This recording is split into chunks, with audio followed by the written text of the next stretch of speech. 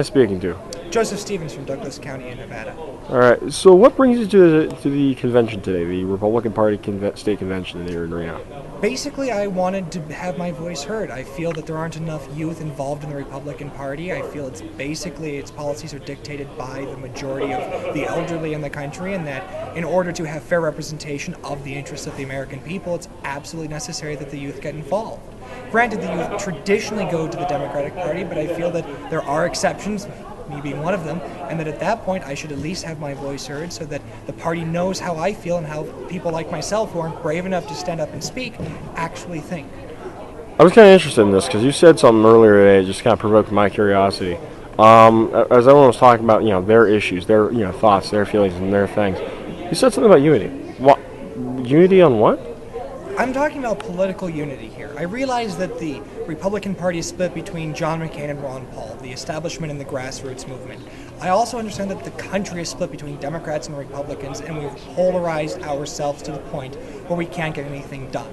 And that's what I want to change. Regardless of how I feel about John McCain or Ron Paul, regardless of how I feel about them, it is time that the Republican Party got together behind one unified platform, behind one unified delegation of people that would represent the state of Nevada and the American population as a whole together, and would represent us accurately and to what we believe as Republicans to be traditional core values. And unless we get that unity, we will eat ourselves up alive from the inside out, and we will not be able to do anything effectively as policymakers, as a political party, and as a means for people to express their opinions on a national scale. It's going to sound kind of dumb, but people yelling, screaming at each other, it's gridlock. Maybe it's a good thing. Why do you think it's... Gridlock gets nothing done. We have to be able to get actual policy options through Congress. And the only way to do that is to have a unified Republican base and to have a unified Democratic base. But more than that is to have a unified government and a unified system. And the only way to do that is to have two particular parties that share common beliefs and have those two work together in compromise. And if the party itself is divided, how can we expect the two different parties that represent different ideologies to ever work together if we ourselves can't? So you're saying we should work together to actually get things done? Absolutely. The whole concept of having a separation of powers in government was to prevent any one branch from getting too powerful. But the whole concept of government is to get something done. And the only way to get something done is through compromise. Politics is the art of compromise, and we've lost that. We have gotten caught up in the partisan politics in our constituents and winning the next election. It should be about what is best for this country, not about what is best for the candidate. All right.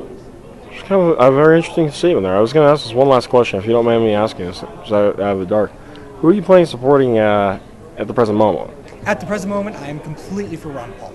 I like his economic policies. I like the idea of actually looking at the Constitution. I know it's a radical new idea that we should actually view our document, our social contract, as just that, a social contract through which the government is defined and the powers of that government are clearly expressed, what it can and cannot do. And at the point at which we throw that out the window, and at the point at which we completely say, screw it, let's just do what we want, we undermine basic American values of freedom, of representative democracy, of equal representation, and above all, effective government that represents all of society, that enfranchises everyone and that provides everybody with the ability to do what they need to get done and have the services provided to them as delineated by the Constitution. If we don't do that, and we continue outrageous spending, outrageous foreign policy that isn't consistent, if we continue our economic and civil liberties policies of basically doing whatever we want, regardless of the consequences, infringing on the rights of Americans, we devalue everything for which we stand. If we are to be the beacon of democracy in this world, we actually have to practice it. We can no longer accept the autocracy that our system has become. It's a rich man's club, and that's not what our founding fathers wanted, and that's not what we as Americans want. We want real representation that is always going to be there for us and is going to provide us with what we want and based on what we elect, not based on what the party dictates. Well, thank you very much, and thanks for spending your time with us today. Thank you. All right, come.